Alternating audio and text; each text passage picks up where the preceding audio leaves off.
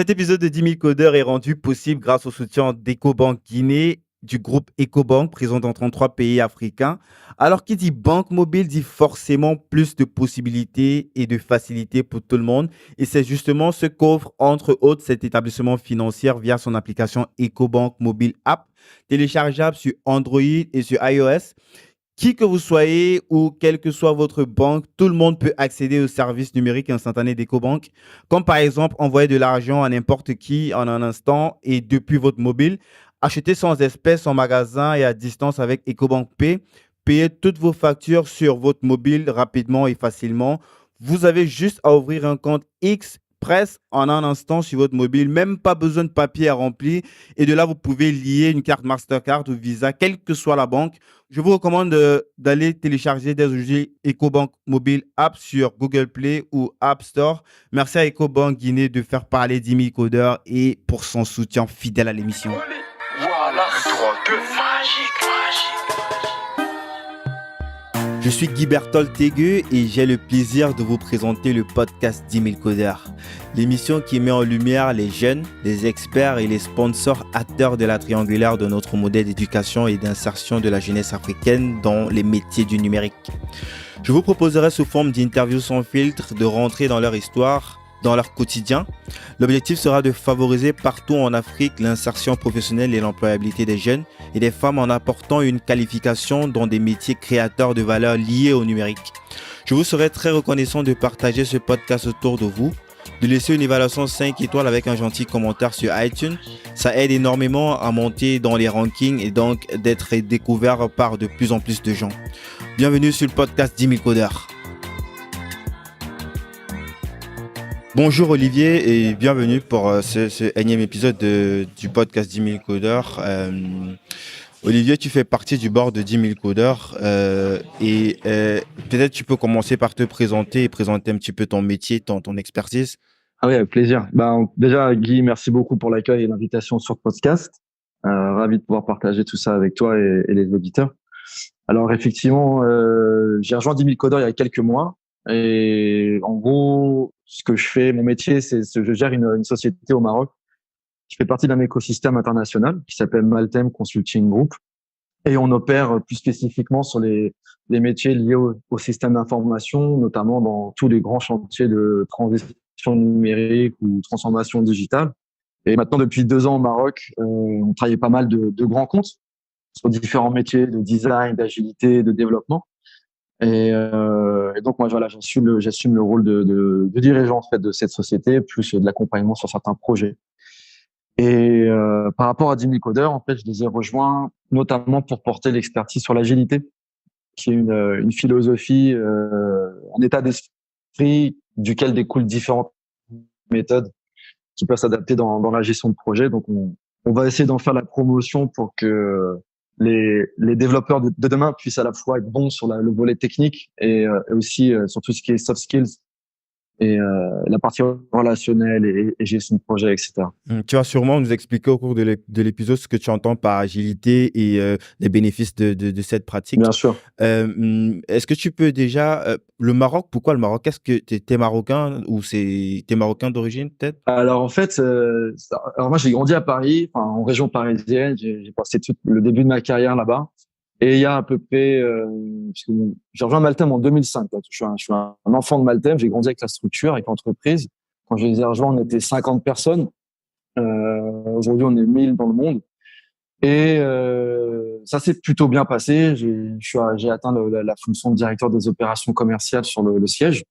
Et à ce moment-là, je commençais un petit peu à me dire, bon, c'est chouette, il y a eu des belles réalisations, mais il y a un goût d'inachevé, en fait. Il manquait quelque chose où j'avais besoin de sortir de ma zone de confort.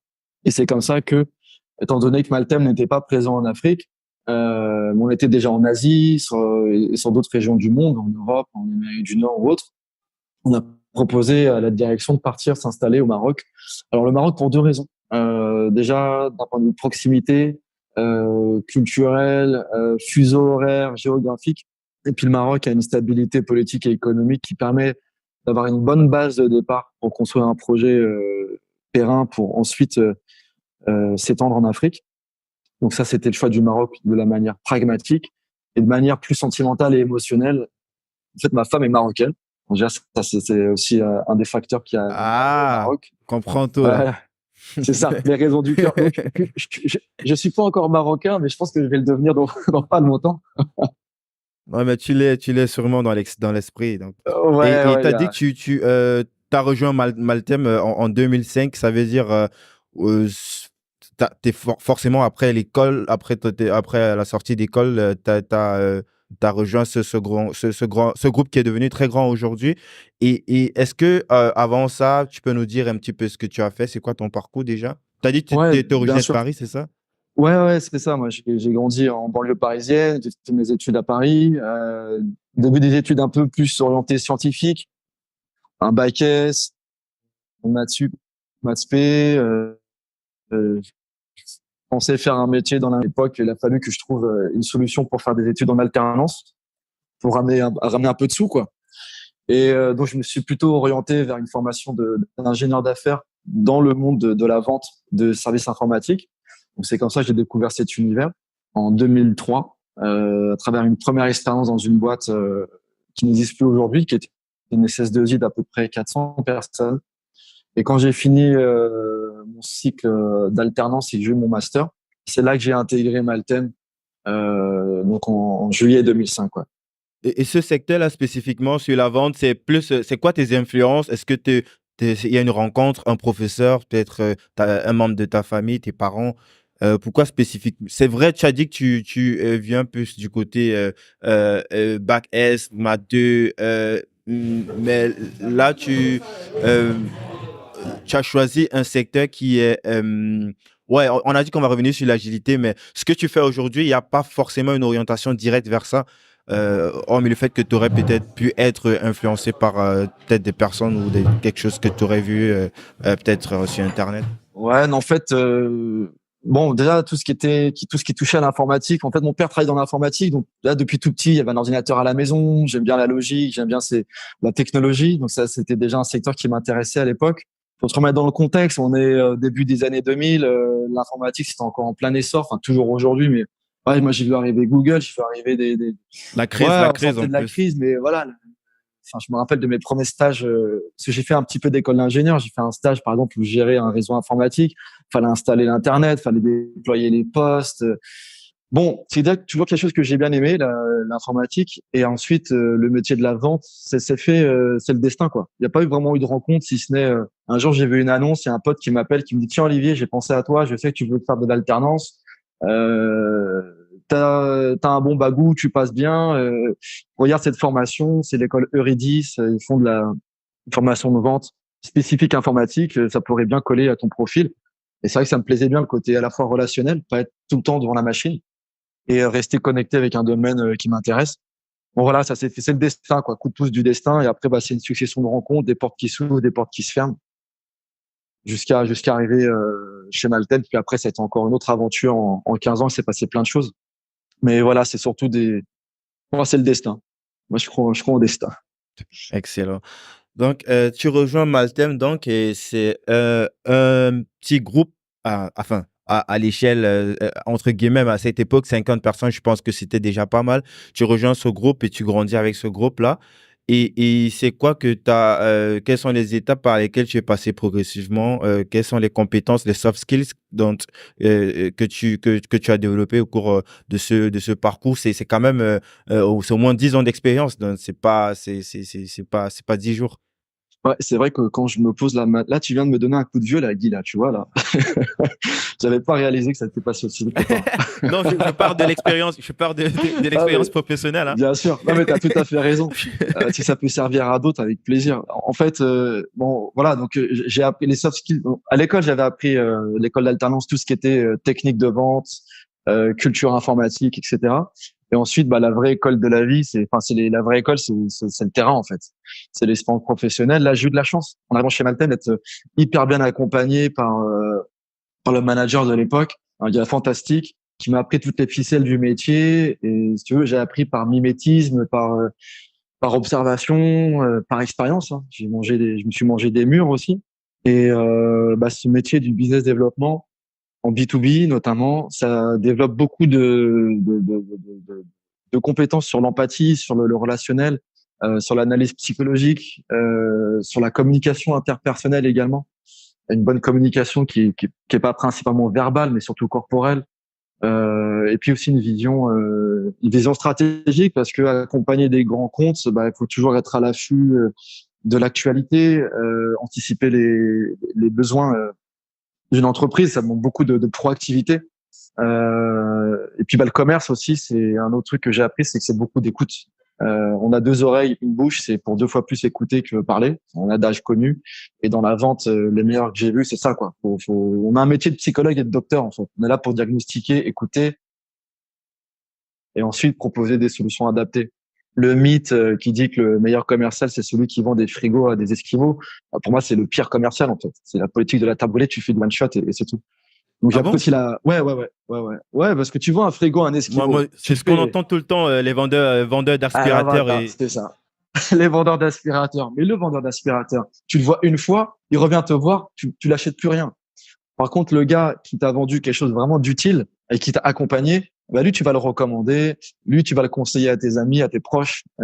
Et s'il a une autre solution à te proposer, tu lui feras confiance. En fait, voilà, c'est poser une relation de confiance, je pense, c'est fondamental déjà dans la vie en général et en particulier dans les métiers de la vente. ah ouais, je vois ce que tu veux dire. C'est plus sur une vision long-termiste. C'est pas possible que les vendeurs de frigo ou d'aspirateurs, ils savent vendre, mais c'est plus du one-shot en fait. Et toi, tu parles d'une relation de confiance que tu crées et d'un accompagnement réel sur long terme. C'est ça. Tu as dit quelque chose tout à l'heure que j'ai trouvé très intéressant par rapport lorsque tu parlais de psychologie et de décodage du non-verbal. Ça m'a fait penser à un entrepreneur, je ne sais pas si tu as entendu parler de lui, il s'appelle Romain Collignon.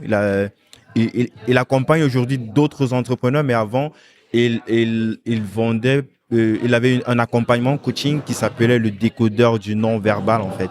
Cette façon de, juste avec la gestuelle, de déchiffrer ou de décrypter la psychologie. Il y a beaucoup de gens qui utilisent ça dans la séduction, mais dans le commerce aussi, ce sont des pratiques qui sont. Est-ce que tu peux nous parler un petit peu de ça? C'est quelque chose que tu as un petit peu touché?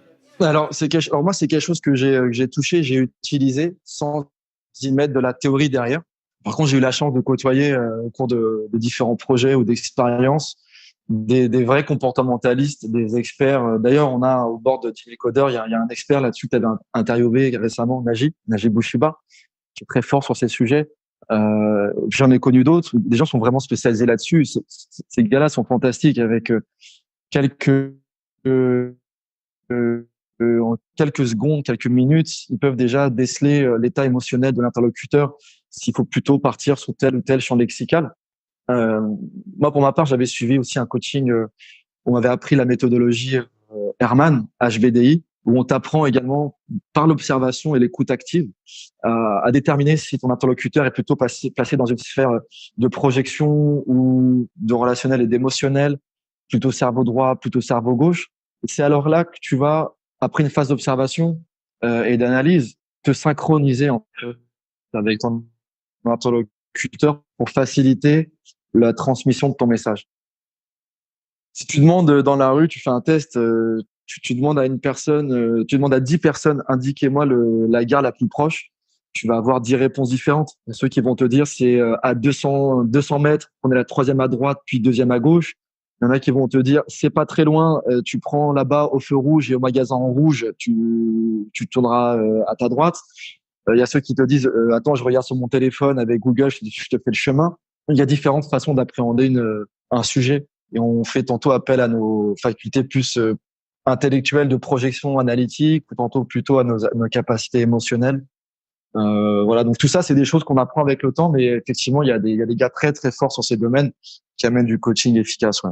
Mhm. Et pour pousser le truc aussi pour les plus geeks, pour ceux qui sont intéressés, c'est un bouquin que moi je conseille et que j'ai déjà plusieurs fois offert à plusieurs entrepreneurs, notamment sur mon autre podcast Débrouillard, qui est celui de Robel Cialdini, peut-être tu connais, Influence, en français, Influence et Manipulation. C'est pas pour parler de manipulation, pour manipuler les gens, c'est plus dans le domaine de la vente et de la psychologie humaine, comment comprendre la psychologie humaine et notamment utiliser ça pour la vente. D'accord. Ouais, écoute, je connais pas encore l'ouvrage, mais je vais aller m'y pencher. Mais ce qui est certain, c'est vrai qu'il y a toujours des notions. Avec ces outils, il faut avoir une éthique. C'est un peu comme on dit dans Spider-Man, tu vois. Ouais, Un grand c'est comme pouvoir c'est du implique couteau, hein. responsabilité. Tu prends un couteau, tu donnes à un boucher et il te découpe de la viande, tu donnes C'est ça, à un fou, il va c'est poignarder ça, quelqu'un avec. c'est ça, Et Robert exactement. Cialdini, lui, il parle un petit peu des différents aspects Ouais. psychologiques, comment il appelle ça, ça va me revenir. Du moins, il revient comme ça sur les différents, ce qui définit en fait la psychologie humaine. Pourquoi est-ce que quelqu'un va acheter un même produit peut-être chez Lidl et pas chez, je sais pas, chez Carrefour par exemple. Ouais, ouais, ouais. Euh, Ouais, ouais, effectivement, on a tous des motivations d'achat différentes, des façons d'agir. Tout ça, c'est lié au changement. En fait, qu'est-ce qui nous pousse à agir en ouais, fait? C'est les biais cognitifs, tout ça, ouais. exactement, exactement. Donc, pour revenir un petit peu sur l'agilité, est-ce que tu peux déjà peut-être nous définir ce terme qui est parfois un petit peu galvaudé? Est-ce que tu peux nous dire déjà, parce que tout le monde l'emploie aujourd'hui, on ne sait plus exactement ce que ça veut dire, surtout dans l'écosystème startup. Qu'est-ce que tu entends par agilité? Ok. Alors, déjà, avant toute chose, je vais me baser sur mon expérience. Ok. Donc, j'ai pas la prétention d'avoir la vérité absolue sur le sujet. D'ailleurs, c'est un sujet qui se veut être, par définition, agile, entre guillemets. C'est-à-dire, Effectivement. Donc, qui s'adapte et évolutif, qui qui sera pas évolue. forcément la Ouais. même définition d'aujourd'hui et demain. Ouais. Voilà. Néanmoins, il y a quand même des choses communes, des bases communes qui sont partagées par les différents agilistes. Mais même là encore, il y a des écoles, il y a des croyances, etc. Donc moi déjà, l'agilité, avant toute chose, c'est une philosophie. L'agilité, c'est une philosophie, c'est un état d'esprit, c'est un mindset qui induit en fait, en se basant sur un ensemble de valeurs et d'enjeux, qui va ensuite avoir pour conséquence un ensemble de comportements et de méthodologies. Donc, tu as l'agile, c'est la philosophie, et dedans, tu as ces différents dogmes, entre guillemets, notamment, tu as la méthodologie Scrum, qui est une des méthodes aujourd'hui les plus utilisées dans la famille de l'agilité, mais on trouve d'autres méthodes dans l'agile, en fonction des contextes. J'en ai parlé un petit peu de cette méthode Scrum avec Cyril Bellamy de Advance. Je ne sais pas si tu as entendu parler du groupe Advance, la micro. Ils ont plusieurs filiales dans les pays. Ouais. Donc j'en ai parlé avec lui et lui, il s'est fait former spécialement, un peu comme un master spécialisé. Je sais plus trop comment il l'appelait, mais il s'est fait formé. Ouais, je sais pas comment ça s'appelle en français. Un Scrum Master, peut-être, tu veux Ça doit dire? être ça, ouais, un truc comme ça, ouais. Ouais, et il a parlé longuement de ça et de l'importance de ça, surtout pour les pays du Sud, un petit peu comme la zone où tu te trouves actuellement en Afrique. Peut-être tu vas nous dire un petit peu, même si on en a déjà un peu parlé avec Cyril, mais l'épisode va sortir dans quelques semaines. Tu peux un petit peu pousser dessus avant qu'on ne revienne sur les différents points qui définissent la méthode agile? Tu veux dire, ouais, parler des concepts généraux. Ouais, sur le Scrum par rapport à ce master. Je sais pas si c'est un master. Je sais pas comment ça s'appelle exactement. C'est marrant que tu parles du ciel, parce que c'est un ami, je le connais très bien. On a même fait deux, trois sujets ici au Maroc avant qu'il parte prendre la fonction de DG là d'Advance au Cameroun. Ça me fait plaisir d'entendre parler de lui. En fait, dans le quand tu dis le mot master, enfin moi je pense que c'était dans le cadre du Scrum Master, donc le maître du Scrum, le maître en fait c'est le garant de la méthodologie. Parce que je disais tout à l'heure que l'agile avant tout il y a un état d'esprit à avoir. Ne peut pas faire de l'agilité qui veut uniquement parce qu'on a dit tiens demain on va faire la méthode agile Scrum, donc maintenant tout le monde va faire comme ça. Non, ça nécessite beaucoup de changements, ça nécessite un accompagnement parce on n'est plus du tout orienté sur les mêmes choses. Classiquement, dans les méthodes de travail classiques qui sont issues du taylorisme et de l'héritage de l'industrialisation, on est basé sur des choses très rigides, très structurées, qui ont aussi des vertus. Hein, attention, faut pas jeter la pierre sur tout ce qui a été fait par le passé, mais qui sont voilà très structurées et qui ont eu pour conséquence négative de un peu déresponsabiliser les gens à travers leurs fonctions et d'enlever en fait le sens de ce pourquoi on travaille. C'est qu'à force de découper toutes les tâches par micro-tâches, les personnes n'avaient plus la vision globale de la chose. Donc, si je me réfère à l'informatique, parce que l'agile, ça peut s'appliquer dans la vie privée, mais ça peut s'appliquer partout. Mais voilà, certains développeurs ne savaient plus pourquoi il fallait qu'il développe tel ou tel écran, quel était l'usage, en fait, le cas d'usage. L'agile est revenu mettre du sens dans ce travail en valorisant en fait toujours la recherche de la valeur métier. Donc l'agile, c'est délivrer de la valeur métier avec le moins de bureaucratie. Ça, c'est pas moi qui l'ai dit, c'est un des co-initiateurs du principe agile, Alistair Cockburn, parce que l'agile, ça a été théorisé, ça existe depuis longtemps, hein, c'est avant même les années 2000 qu'on entend parler, et puis ça a été ensuite l'agile Scrum. Il y a eu un manifeste qui a été rédigé par différents experts internationaux en 2001, et puis ensuite ça a connu l'essor qu'on connaît jusqu'à devenir maintenant le buzzword, un des buzzwords favoris sur Google, avec, comme tu disais tout à l'heure, un terme très galvaudé qui a perdu un peu de son sens justement. Mais voilà, l'agile, c'est remettre du sens dans ce qu'on fait, c'est être concentré pour livrer au plus vite de la valeur métier, donc qui apporte un cas d'usage concret et une plus-value à l'utilisateur qui va se servir du produit qui aura été designé dans le cadre d'une méthodologie, d'une philosophie agile. Et voilà, ça s'arrête là. Et ensuite, le Scrum vient mettre un ensemble, c'est un framework qui vient poser un ensemble de méthodologies, de processus, de rôles, de responsabilités dans le cadre d'une équipe qu'on va appeler la Scrum Team, qui vont être chacun orientés vers des tâches particulières pour atteindre l'objectif voulu. Et donc, dans le Scrum, si tu veux, on trouve 3 rôles. Il y a le Scrum Master. Là, c'est là où il y a le mot master. Voilà où je voulais en venir. Donc, le Scrum Master, c'est un peu le MC, tu vois. C'est le maître de cérémonie. C'est celui qui est garant de la méthodologie, qui va coacher les gens, les accompagner, qui va s'assurer que la méthode est bien comprise, assimilée et appliquée, et veiller à ce qu'elle soit continuellement mise en œuvre et améliorée. Donc, il est vraiment transverse. Il va pas produire en termes techniques du terme. Les 2 autres rôles fondamentaux, c'est le Product Owner. Donc, le raccourci, c'est le PO. Donc, le Product Owner, lui, il est garant du produit qui va être créé. Il représente les intérêts métiers. Il fait la relation d'interface entre l'équipe créatrice du produit, l'équipe de développement, et les investisseurs, les sponsors, les parties prenantes, l'ensemble des futurs utilisateurs qui vont utiliser la future solution. Donc, le Product Owner, il est seul. Il y a un PO, un produit, et c'est lui qui est garant de la valeur métier des use cases, des règles de gestion, des règles d'usage, ce qu'on appelle dans le Scrum les user stories, qui viennent définir en fait les utilités du produit que tu dois designer. User story, par exemple, c'est si on doit développer un produit pour faire, je sais pas, un site e-commerce de vente en ligne de micros, on va dire en tant que utilisateur, je dois me connecter avec un login, mot de passe sur le site web. Voilà, ça c'est une user story. Et avec cet item, l'équipe de développement va ensuite faire une estimation de temps nécessaire ou de complexité pour réaliser cette user story et la mettre dans leur ce qu'on appelle le sprint backlog. Je reviendrai dessus tout à l'heure pour la traiter et à la fin du délai de temps défini pour réaliser cette fonctionnalité, on va simplement s'assurer que on répond bien à l'histoire qui était prévue, à savoir est-ce que je peux bien me connecter avec un login et un mot de passe. Voilà, c'est aussi simple que ça. Donc, le PO, il est garant. Mais Ouais. ça c'est l'utilisateur. L'utilisateur, il sait pas tout ça, tout ce truc qui est derrière lui. C'est genre, il a besoin d'avoir une belle expérience, tout à fait, de tout à fait. pouvoir se loguer avec peut-être son email et son mot de passe et toute la technicité qu'il y a au niveau du background.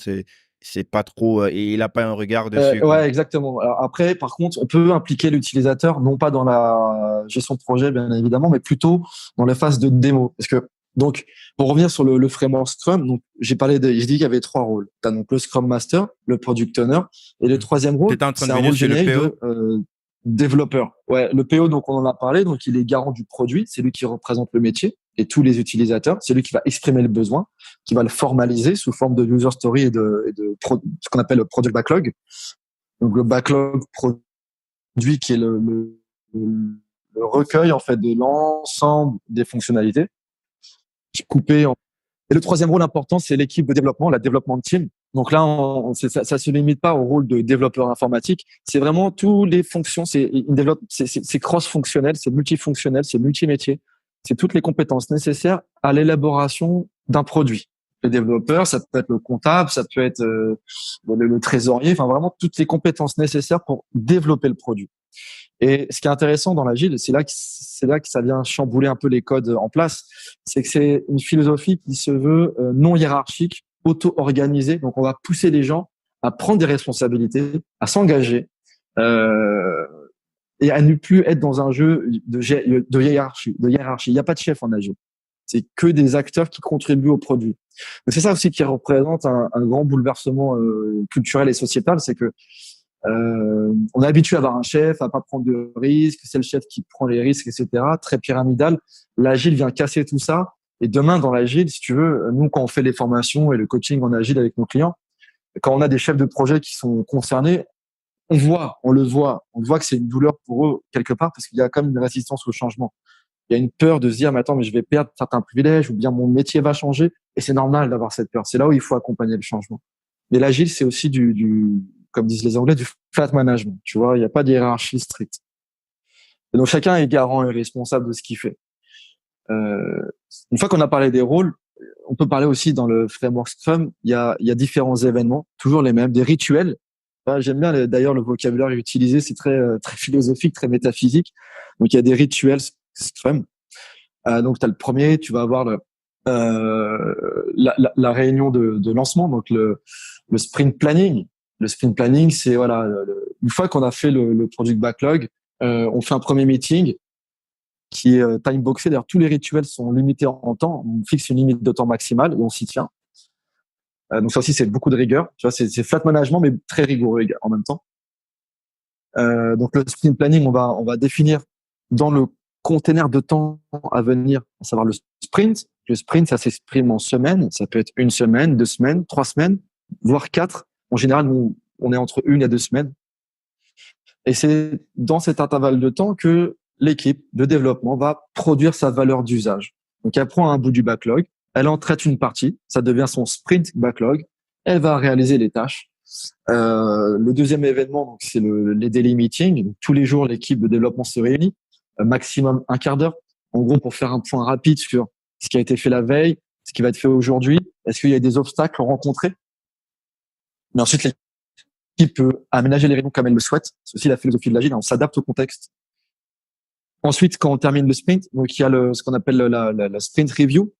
Donc là, c'est la démo en fait. À la fin du sprint, on a livré quelque chose. Le PO vient voir pourquoi pas des utilisateurs si on le souhaite, et on va venir montrer, tester. On va faire la démonstration de ce qu'on a fait. Donc comme ça, l'avantage c'est que contrairement au cycle en V classique, on n'attend pas 6 mois ou 1 an pour voir ce qu'on avait imaginé, quelle tête ça a au bout d'1 an. Parce qu'en général, il y a un time to market qui a changé. Il y a des concurrents qui ont sorti une offre. Le besoin a évolué. Entre ce que j'imaginais, moi, en tant qu'utilisateur, et ce qu'on va me livrer, c'est pas du tout la même chose.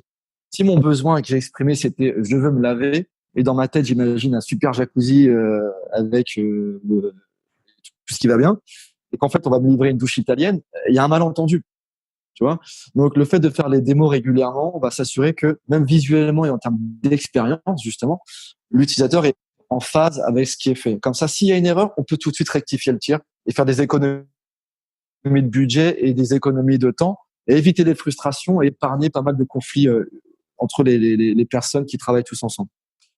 Donc ça c'est la sprint review, et enfin la sprint la rétrospective, où là on vient parler plutôt chacun va livrer en fait comme le nom l'indique, c'est une rétrospective sur l'expérience qu'on a passée en termes d'organisation, de méthode, les choses qui allaient, les choses qui allaient pas, et on prend acte d'actions à mener pour améliorer l'environnement de travail.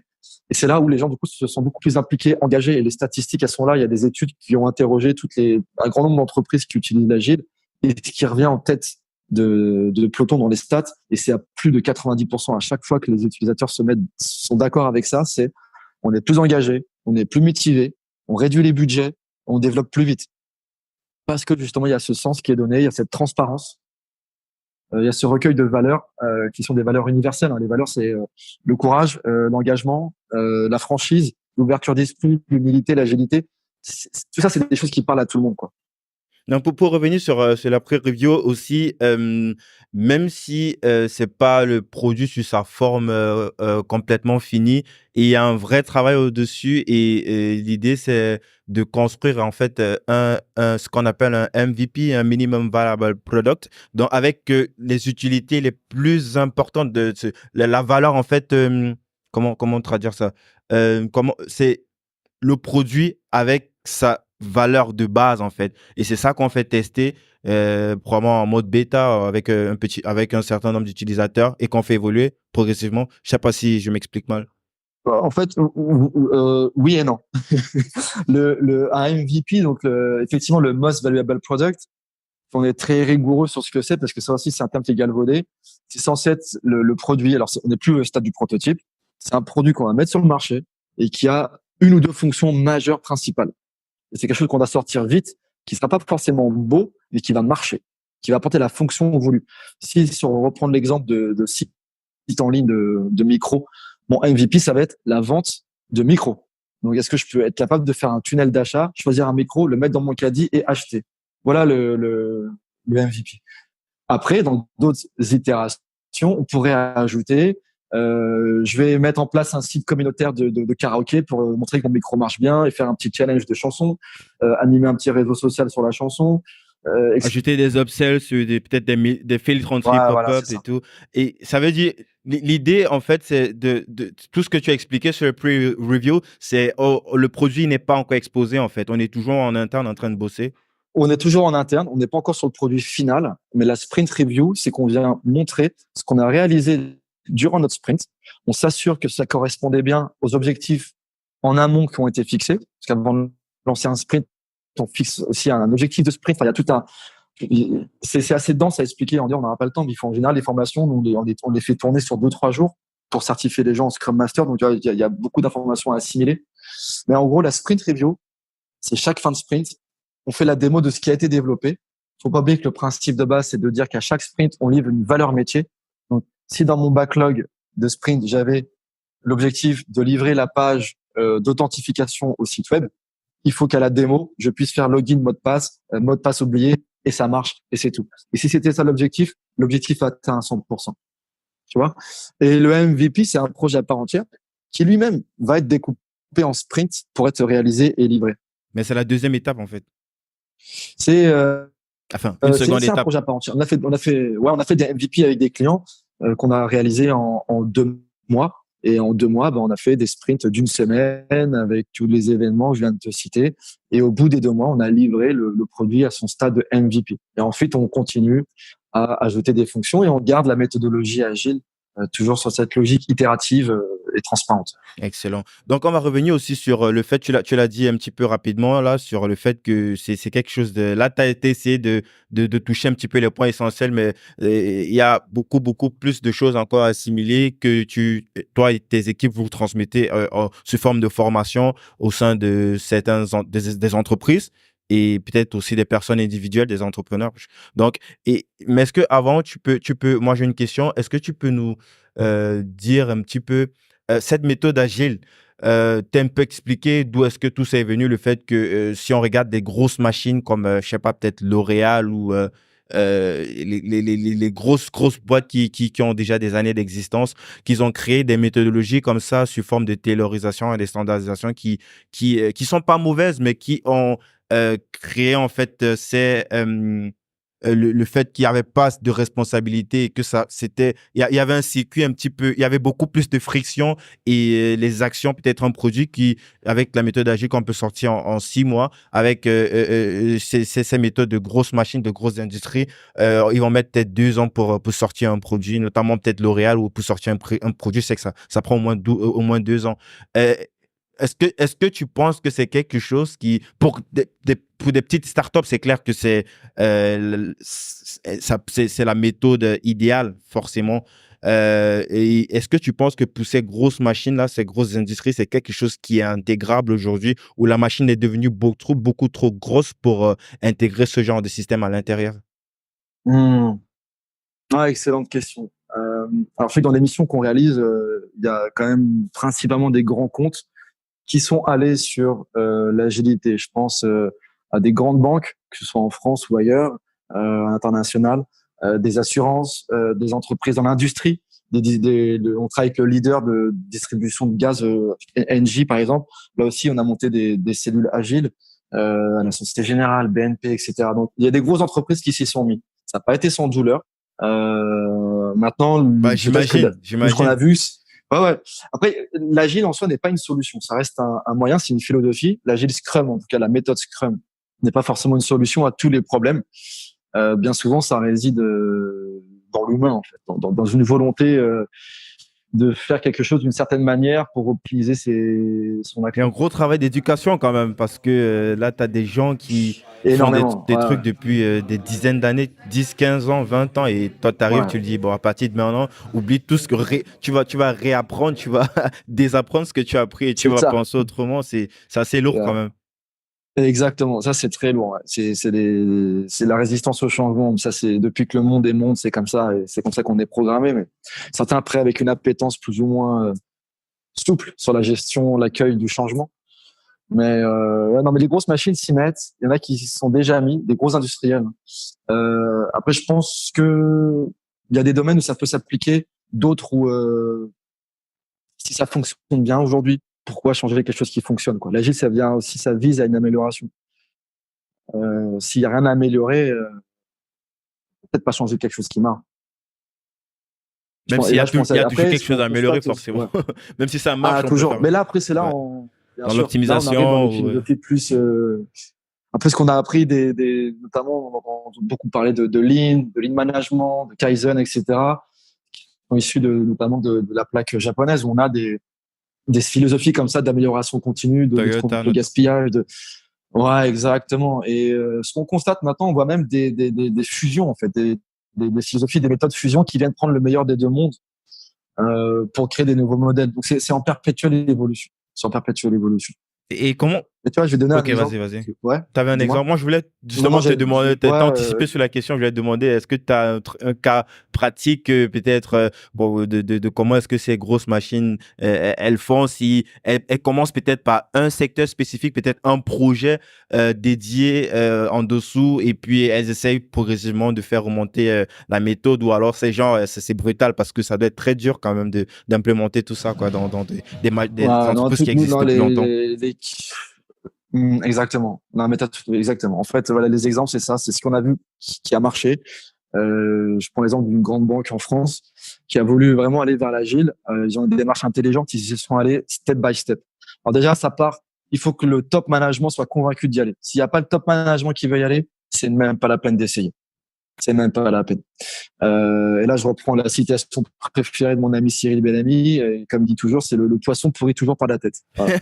Donc, là, ouais, non, et c'est un DG qui le dit, tu vois. Donc, non, mais il faut que le top management soit convaincu et supporte, impulse ce changement, donne cette vision. Il faut d'abord une vision d'entreprise.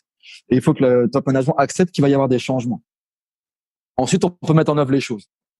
Pour la mise en œuvre de l'agilité, c'est baby steps, step by step. On commence par, on identifie un ou deux produits peut-être qu'on va faire réaliser par une équipe à part, en mode un peu expérimental. Donc c'est là qu'en général, on va parler de cellules agiles ou de digital factory. Voilà, le vocabulaire change en fonction des secteurs et des pays. Mais l'idée, c'est d'avoir une équipe dédiée qui va travailler avec la philosophie agile, éventuellement la méthode Scrum, qui va travailler sur ce bout de process métier, ou créer une nouvelle solution, ou quelque chose. Et là, ça va à la fin de quand ils vont livrer leur produit, tout l'enjeu est que bien sûr, faut que ça marche, faut que ça marche. Effectivement, Et c'est la ouais, base.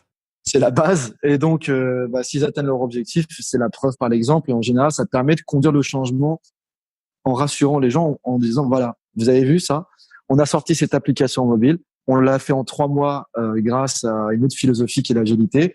Ça nous aurait pris 1 an avec les méthodes traditionnelles, donc ça marche. Et l'utilisateur est content. Si on va aussi mesurer les feedbacks utilisateurs. Comme l'exemple du MVP que tu disais, l'intérêt du MVP, c'est de sortir vite une fonctionnalité, tester le marché, avoir les recueils de l'utilisateur et s'ajuster en conséquence. Voilà. Donc, en général, les grosses structures commencent par petits bouts, par tester, pour montrer que ça marche. Et Des petits ensuite, projets, ouais. progressivement, ils élargissent.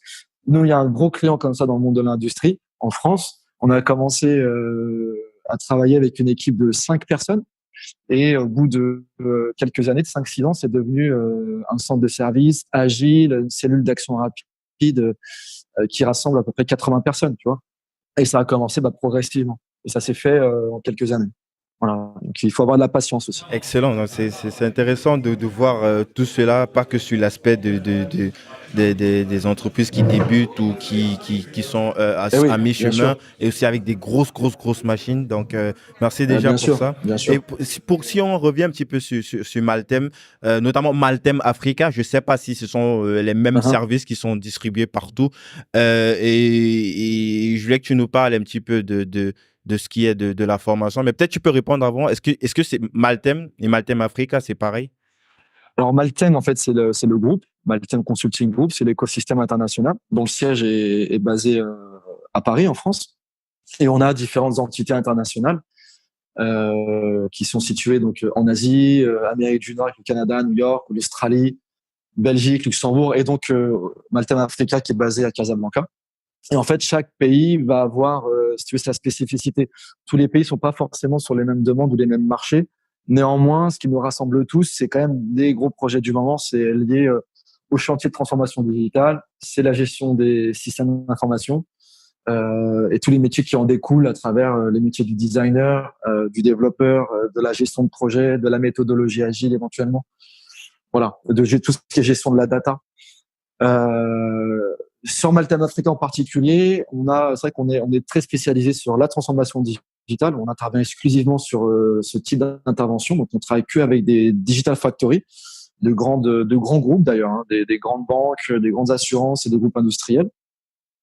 Et à côté de cette expérience projet, où on accompagne les projets en mettant à disposition nos compétences, etc., on développe aussi une activité de formation où on vient partager en fait notre passion sur les métiers de l'UX designer, sur les métiers de l'agilité et sur les métiers du développeur. Ça, pour le coup, c'est une spécificité Maltem Africa. Mhm, mhm. Et tu peux nous dire un petit peu, c'est qui sont ceux qui suivent ces formations? Des entreprises de grands groupes, tu l'as dit. Est-ce que Ouais, une personne lambda qui lance sa petite boîte de deux, trois personnes, une petite PME, peut souscrire à ce type de formation? Est-ce que ça ouais, s'y bien sûr. prête ou il y a un minimum de taille pour pouvoir, Non, ou non, sinon non, peut-être ce non. serait... OK. On veut démocratiser tout ça et on aime ce qu'on fait, on veut le partager. Donc, on a commencé les formations, c'est vrai, avec des grands groupes. Et c'est ça qui nous a inspiré pour bâtir et enrichir notre parcours de formation. Et d'ailleurs, on va bientôt lancer dans quelques heures ou quelques jours, en train de finaliser les derniers détails. On va lancer notre site web pour proposer nos formations aussi bien aux particuliers qu'aux entreprises, les entreprises de toute taille. Moi, déjà ici au Maroc, on a collaboré donc avec des assurances et des banques. On a aussi bossé avec des incubateurs pour former des gens qui portent un projet, qui sont incubés, qui vont créer une start-up. On les a sensibilisés à l'agilité et à ses vertus. Ça s'est hyper bien passé. Les gens étaient ils ont très très bien accueilli le sujet. On a également collaboré avec une école de formation, une école de code, la 3W Academy, pour sensibiliser les 30 développeurs qui étaient en cursus de formation pendant 2 jours. Donc, on les a également initiés à l'agilité et à la méthode Scrum. Donc, tu vois, on a un panel d'apprenants avec qui on a déjà travaillé, issus de différents horizons, des métiers techniques, des métiers non techniques et plutôt orientés produits, des chefs d'entreprise, des ingénieurs, et puis des collaborateurs, des salariés qui font partie de grands groupes. Donc demain, on vise à proposer nos expertises, on va les partager avec les particuliers et les entreprises, comme je disais. Et en parallèle de ça, également, travailler bien sûr avec Jimmy Coder, puisque l'idée, c'est de proposer les métiers du numérique sur l'Afrique avec cette composante hard skills, donc le métier du développement pur, la technicité, et la partie soft skills, où moi, aujourd'hui, par exemple, je donne un cas concret pour l'employabilité des jeunes. Moi, on va les former, c'est bien. Après, il faut qu'ils soient employables. Et aujourd'hui, l'agilité est devenue un critère de recherche des employeurs ou des clients. On me demande des développeurs, voilà, je veux travailler avec un développeur qui connaît telle ou telle technologie et il faudrait qu'il connaisse l'agile. Et est-ce que pour le cas pratique, Maltem peut être une sorte de label, genre un petit peu comme une carte, une carte presse pour les journalistes, genre avec le cachet de Maltem dessus. Ouais, s'il s'est fait former avec Maltem, forcément, c'est un petit peu comme HEC, ça veut dire Ouais, ouais. le cliché quoi, il Je porte comprends la l'étiquette. question.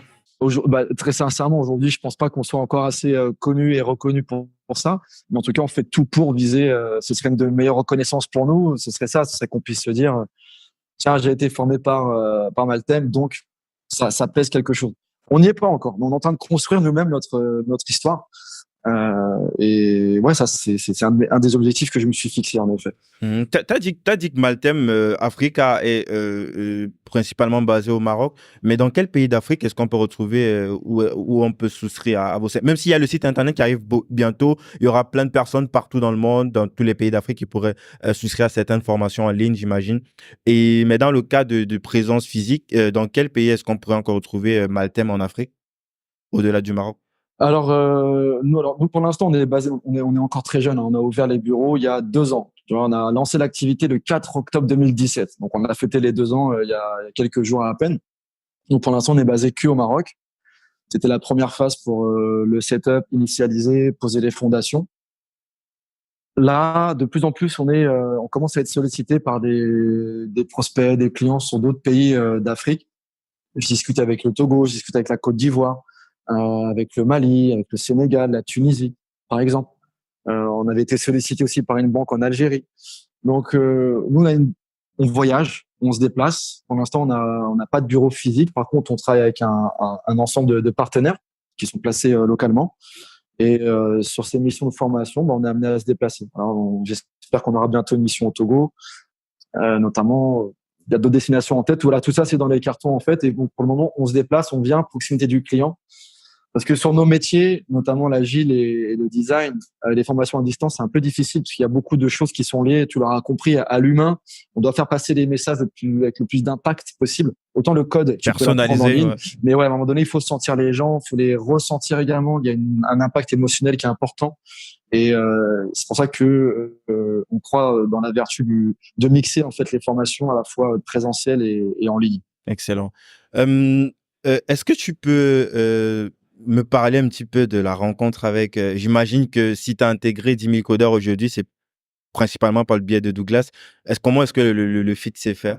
En fait, j'avais déjà entendu parler de 10 000 codeurs à travers la communication qu'ils ont justement très active sur LinkedIn notamment. J'avais vu ce truc-là, tiens, c'est quoi ça, 10 000 codeurs? En plus, le nom, C'est quoi ça ces frappe, couleurs? non? On 10 dirait 000 codeurs, ça Google. frappe quand même. Ouais, ça frappe. Tu dis, c'est quoi ce truc? Ça Une interpelle. armée. Donc tu te renseignes un petit peu. C'est ça.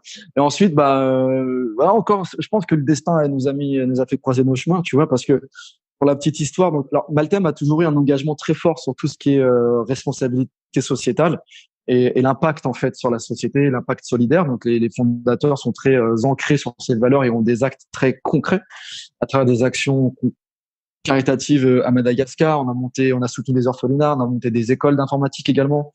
On a fait un centre d'incubateur studio pour permettre à la fois de réaliser des projets, former les jeunes et les employer derrière. Donc, on a une 50aine de personnes qu'on emploie là-bas, même plus aujourd'hui puisqu'on a racheté, on a fait une fusion avec une autre société. Donc, c'est plus de 100 personnes à Madagascar. Et donc, si tu veux, il y avait déjà un mindset chez nous lié à l'impact solidaire. Donc, 10 000 codeurs, quand on voit le pitch, ça nous parle. Premier point. Ensuite, moi, je rencontre Cyril Bellamy. C'était, je crois, si je dis pas de bêtises, il y a un peu plus d'un an, peut-être septembre 2018. Il entend parler de Maltem, il dit tiens, qu'est-ce que c'est? On rentre en contact sur LinkedIn, on se rencontre. De là est née une belle amitié. On a tout de suite fité. Et Cyril me parle de son rôle au bord de 10 000 codeurs. Donc là, on accentue la chose. Ensuite, il y a eu une rencontre entre Douglas et un des fondateurs de Maltem qui s'appelle Pascal Menson. Ils se sont vus à Paris, le contact aussi est bien passé. Et puis après, avec Douglas, on s'est pas vu tout de suite, ça a été long parce que tous des agendas hyper chargés. Donc on communiquait à distance sans s'être jamais parlé. On a mis beaucoup de temps avant de se parler. Puis un jour, on s'est vu. C'est très récent. On s'est vu, je crois, juste avant l'été Africa Cup? 2019, tu vois, un peu avant. La première fois que j'ai vu Douglas, c'était au Maroc. Il était en mission pour un de ses clients. Et de là, on dit, attends, il faut qu'on profite, t'es à Casa, c'est pas normal qu'on se voit pas. Donc, on s'est vu, on a déjeuné ensemble. Le contact est hyper bien passé. Donc, ça a confirmé, si tu veux, ce que j'avais déjà comme euh, a priori, en fait, tu vois, à travers les discussions que j'avais eues à distance. Mais là, le voir physiquement, en plus, là, il a mis toute son énergie. Et c'est quelqu'un de très solaire, quoi, qui rayonne beaucoup. Et après, effectivement, Africup, c'était un événement fantastique. Il a réussi à rassembler une grande majorité des acteurs de Dimi Codor. Tout le monde n'était pas là, mais on a vu il y avait Nour qui était là, il y avait Naji, il y avait Roger, il y avait Redouane, Douglas, bien sûr, Fanta, Nelly. On a même quelqu'un qui nous a rejoint en cours de route. Enfin, voilà, Léo Kadi. Donc ouais, que des gens fantastiques, tous animés par une même passion, quoi, c'est celle du partage, d'avoir un impact, d'avoir du sens en fait dans ce qu'on fait. On a plus ou moins la chance d'avoir un petit peu réussi. Je sais pas ce que ça veut dire le mot réussi, mais bon, voilà, on a nos métiers, on avance bien, et puis je pense qu'un des trucs qui nous rassemble, c'est aussi le give back en fait. Tu vois, l'univers a été gentil avec nous, et bah il faut qu'on partage ça. On a la capacité à le faire, et Douglas a été très fort. Douglas et l'équipe rapprochée, hein, parce qu'il a commencé aussi avec d'autres gars. Voilà, ils ont initialisé quelque chose de magnifique, et ça va être c'est un projet ambitieux, difficile, mais c'est en général le signe des bons projets, quoi. Comment toi tu vois 10 000 codeurs dans les, disons, moyen terme, disons, dans les 3, 5 prochaines années? Qu'est-ce que toi surtout l'impact de Maltem sur 10 000 codeurs, comment toi tu vois les choses? Alors l'impact Maltem 10 000 codeurs, on fera humblement ce qu'on peut, tu vois, pour contribuer, amener nos expertises dans les différents centres de formation, etc. Mais voilà, 10 000 codeurs, le projet 10 000 codeurs, c'est vraiment important. Moi, je vois ça comme tu parlais tout à l'heure j'ai eu ma carte de presse de tel organisme de formation. Bon, bah, c'est ça. 10 000 codeurs, la vision, ça sera une fédération, un label d'excellence et à la fois de solidarité qui va pouvoir former 10 000 jeunes par pays, par an. Voilà, ça, c'est l'objectif très ambitieux. Avec il y a tout un écosystème en s'appuyant à la fois sur les entreprises, sur les gouvernements et bien sûr le réseau d'experts bienveillants qui vont venir animer et former les formateurs. Et voilà, je vois Dimi Coder comme une fédération qui rassemble un écosystème de partenaires animés par la même quête de sens de favoriser en fait tout ce qui est l'employabilité des jeunes, des femmes en Afrique grâce au métier du numérique pour que demain l'Afrique soit le poumon en fait de la compétence numérique pour concurrencer d'autres continents ou d'autres pays comme l'Inde ou autres qui ont fait des avancées fantastiques, qui sont devenus des acteurs incontournables. Demain, c'est autour de l'Afrique, quoi, clairement. Donc, je pense que 10 000 codeurs, c'est un des catalyseurs qui va faire bouger les choses. Il y a d'autres initiatives qui sont faites. Je pense qu'à un moment donné, ça va se rejoindre, ça va collaborer. Voilà un peu la vision que j'ai. Donc, avant qu'on conclue, j'aimerais que tu nous parles un petit peu. J'ai rapidement cité Africop dernièrement, où toi et d'autres membres de 10 000 codeurs, vous vous êtes retrouvés avec plein d'autres acteurs du secteur qui voudraient comme ça impacter le continent africain. Est-ce que tu peux nous parler un petit peu de cette... Quelles sont tes impressions? Peut-être tu peux dire ce que c'est qu'Africop pour les gens qui ne connaissent pas. Ouais, bien sûr. Alors, Africup, c'était la deuxième édition, si je dis pas de bêtises. Moi, c'est la première fois que j'y allais. C'était la deuxième édition. C'est organisé par des gars fantastiques et par un organisme qui s'appelle aussi Smart Africa. Donc, Africup, ça vise à rassembler les acteurs de start-up et de la tech en Afrique afin de favoriser les connexions, les connaissances, les investissements, etc. Donc, il y avait plusieurs volets. Tu as des exposants des gros exposants, des grosses boîtes qui sont là. Il y avait quelques gros acteurs du conseil. Il y avait donc nous, 10 000 codeurs, d'autres startups qui venaient présenter leurs solutions. Et tu avais aussi une compétition de pitch de startups pour sélectionner les meilleurs qui pouvaient ensuite faire partie d'un programme d'accompagnement. Il y a eu, si je dis pas de bêtises, je crois que c'était 1400 startups, 2000 participants. Enfin, c'était juste énorme. Beaucoup, également tout un cycle de conférences hyper intéressantes avec des panels d'intervenants juste magnifiques. Enfin, il y a des femmes et des hommes d'État, des dirigeants d'entreprises, des experts internationaux qui étaient présents pour partager leur vision sur des thématiques de société. Il y avait une thématique globale autour de la Smart City cette année, donc la ville intelligente de demain. Et il y avait également différents workshops qui étaient animés, notamment par mes collègues de Dimi Coder. chacun a pu animer un workshop sur son domaine de prédilection. Donc vraiment, quand tu es participant à AfriCup, tu vis une belle expérience, tu apprends beaucoup de choses, tu fais des belles rencontres. Tu peux suivre limite des petites formations pour te donner le goût de quelque chose et ensuite creuser par toi-même ou te faire accompagner. Et ce que je retiens surtout, c'est que j'ai vu des sourires, de l'énergie, une envie de relever les défis de demain qui est juste fantastique, quoi. Et en fait, il y a un concept dont j'ai beaucoup entendu parler là-bas, c'est l'innovation frugale. Parce que voilà, force est de constater que sur certains pays d'Afrique, il y a encore énormément de choses à faire sur des fondamentaux de société, par manque de moyens, par manque de compétences. Et j'ai vu, c'est des guerrières et des guerriers que j'ai vu, des jeunes qui sont venus là présenter leurs produits qui, avec peu de moyens, mais vraiment très, très peu de moyens, quand je vois comment en France, certains se plaignent, je me dis, mais attendez les gars, venez faire un tour ici pour voir ce qui se passe. Après, tu iras le plaindre. Ils arrivent à faire des choses avec 3 fois rien, sur des innovations qui vont apporter vraiment une plus-value, une valeur d'usage juste incroyable. Donc, c'est très optimiste, en fait. Très, très optimiste. On peut dire que ce sont des débrouillards, quoi. Ça, c'est un petit clin d'œil à mon autre podcast. Tu as bien choisi ton podcast. Là, c'est que des débrouillards. Ça, c'est clair. Beaucoup de débrouillardise, bien sûr. Des graines d'entrepreneurs à foison. À foison. Excellent. Merci beaucoup, Olivier, pour ce partage sur Sans Filtre. Sinon, est-ce que tu aurais quelque chose à dire à ceux qui, disons, on s'adresse à ces jeunes, quoi, à ces femmes aussi, parce qu'on s'adresse beaucoup aux jeunes filles.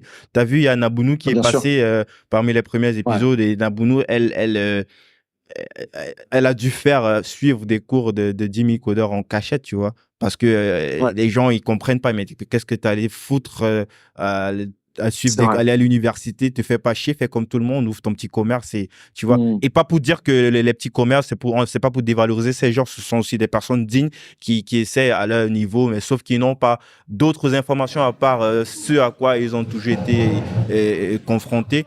Qu'est-ce que tu as à dire à ces jeunes filles?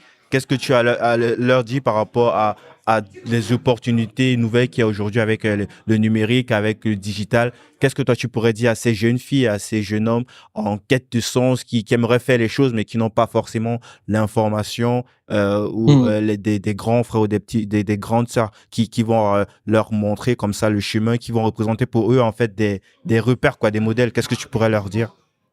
Déjà, ne pas avoir peur de se fixer des grands objectifs. Comme on dit, c'est en visant la lune qu'on atterrit dans les étoiles.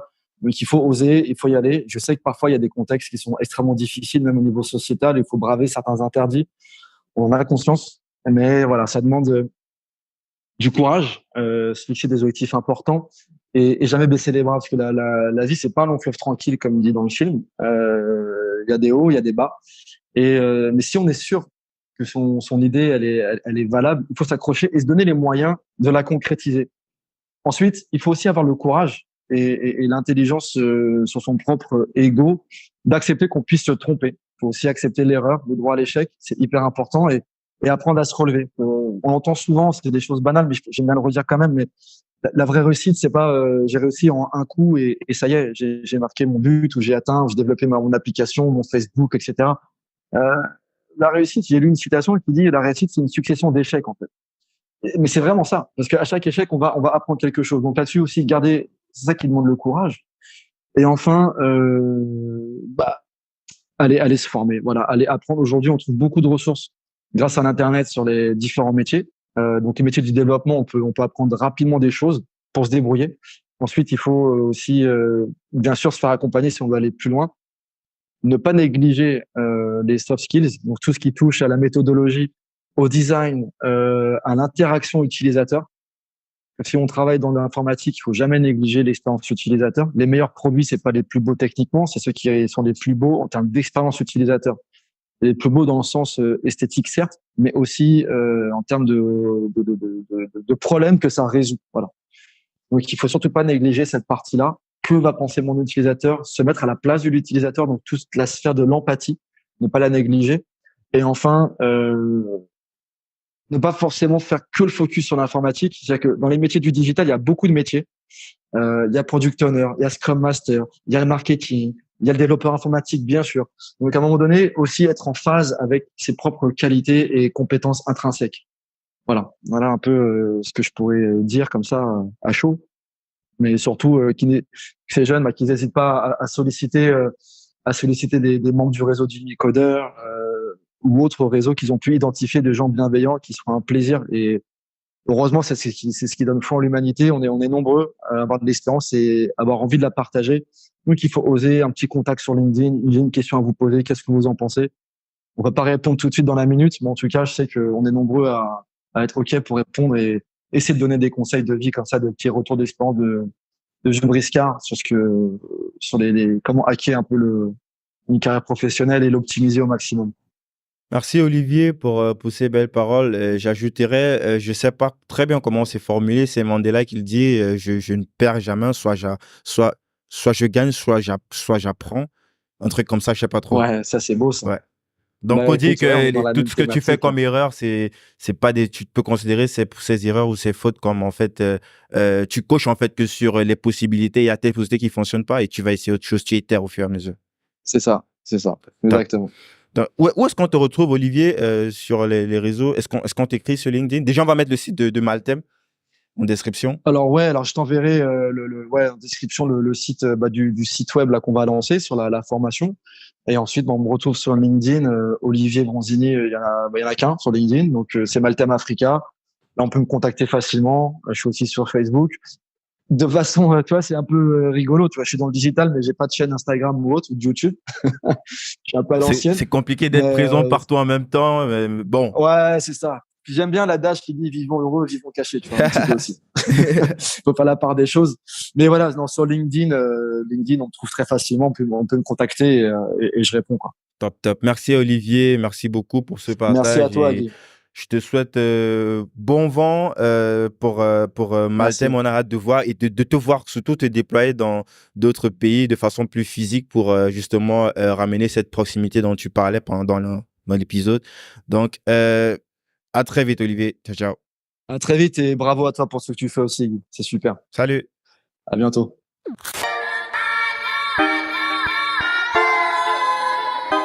Cet épisode est sponsorisé par Moctinet. Moctinet, c'est un peu le cabinet de conseil en innovation et l'agence digitale intrépide dont vous avez toujours rêvé.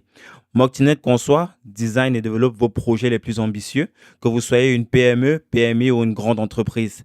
Chez Moctinet, la team design et développeurs travaillent main dans la main pour joindre le beau à l'efficace. Du site média au site e-commerce, de l'identité visuelle à l'application, c'est leur expertise première. À vous de mettre cette équipe au défi. L'expérience utilisateur est toujours au cœur de l'approche de Moctinet pour optimiser la relation entre leurs clients et leurs utilisateurs. En gros, si vous voulez générer de la croissance version 2020 avec des réponses immédiates et humaines, essayez Moctinet en tapant moctinet.com. C'est moctinet.com et vous m'en direz le plus grand bien. Bravo, vous avez écouté cet épisode de 10 000 codeurs jusqu'au bout. Merci de le partager à 2 personnes autour de vous, d'inscrire de force vos amis au podcast sur leur smartphone et de mettre une note de 5 étoiles avec un gentil commentaire. Ça nous aide énormément pour ressortir dans les classements.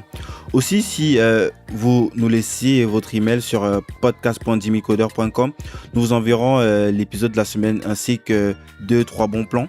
Pour finir, si vous voulez rejoindre l'écosystème 10 000 codeurs, soit en tant que bénéficiaire d'une formation dans les métiers du numérique, soit en tant que formateur professionnel du numérique ou du développement personnel, ou en tant que sponsor pour favoriser en Afrique l'insertion professionnelle et l'employabilité des jeunes, il vous suffit de nous écrire sur contact@1000codeurs.com ou vous rendre sur 1000codeurs.com. Je suis Guy Berthold pour le podcast 10 000 codeurs et je vous donne rendez-vous à la semaine prochaine.